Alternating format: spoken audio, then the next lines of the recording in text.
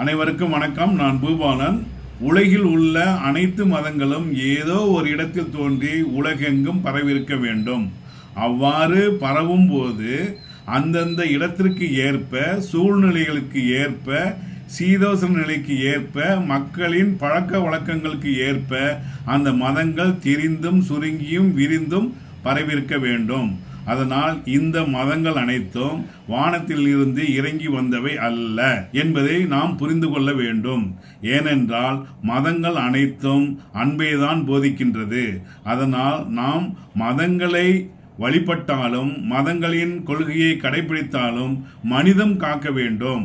மதத்தை சொல்லி சண்டை போடுவது, சச்சரவு ஏற்படுத்துவதை நிறுத்த வேண்டும். உலகில் இருக்கும் முக்கிய 3 மதங்களான இந்து மதம், இஸ்லாமிய மதம், கிறிஸ்தவ மதம் அனைத்தும் ஒன்றுக்கொன்று தொடர்புடையவைதான்.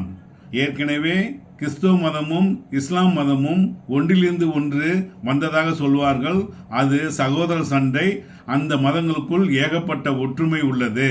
பழமையான மதங்களான இந்து மதம், கிறிஸ்துவ மதத்தில் ஏகப்பட்ட ஒற்றுமை. குறிப்பாக ஒரு சிலவற்றை உங்கள் பார்வைக்கு வைக்கின்றேன். இங்கு கிருஷ்ணன் என்றால் அங்கு கிறிஸ்து. கிருஷ்ணனும் கிறிஸ்துவும் பிறக்கும் போது வால் நட்சத்திரம் வழிகாட்டியதாக சொல்லப்படுகிறது. கிருஷ்ணன் இங்கு மாடு மேய்த்தார் என்றால் கிறிஸ்து அங்கு ஆடு மேய்த்தார்.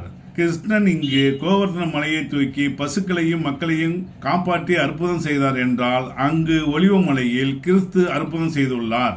இங்கு கிருஷ்ணன் ஒரு சோற்று பருக்கியை உண்டு அனைத்து முனிவர்களின் பசியை ஆற்றினார் என்று சொன்னால் அங்கு கிறிஸ்து ஒரு அப்பத்தை பல்கி பெருகி 1000 ஆக்கி அனைவருக்கும் பகிர்ந்தளித்து அற்புதம் செய்துள்ளார். வாசுதேவனுக்கு பிறந்த 8வது குழந்தைதான் கிருஷ்ணன். இங்கு கம்சன் அவனை கொல்வதற்காக அழைக்கின்றான். 7 குழந்தைகளை கொண்டு விட்டான். அங்கு ஏரோது மன்னன் இயேசுதேவன் வந்துவிட்டானோ என்று கருதி 3 வயதுக்கு உட்பட்ட குழந்தைகளை கொல்வதற்கு ஆணையிடுகின்றான். இங்கு யமுனை நதி பிரிந்து வாசுதேவனுக்கு வழிகாட்டியது போல் அங்கு செங்கடல் பிளந்து மோசேவிற்கு வழிவிடுகிறது. இங்கு மாரியம்மாள் என்றால் அங்கு மேரியம்மா. இங்கு ஐயனார் என்றால் அங்கு அந்தோனியார். ஈசன் என்றால் அங்கு இயேசு. இங்கு பிரம்மா என்றால் அங்கு பரமபிதா. அதனால் மதங்கள் மீது நின்று சண்டையிடாமல் மனிதம் மீது நின்று அன்பு செலுத்த வேண்டும், கருணை காட்ட வேண்டும், மற்றவர்களுக்கு உதவி செய்ய வேண்டும், இயலாதவர்களை முன்னேற்றி விட வேண்டும். மனிதம் காப்போம். நன்றி, வணக்கம்.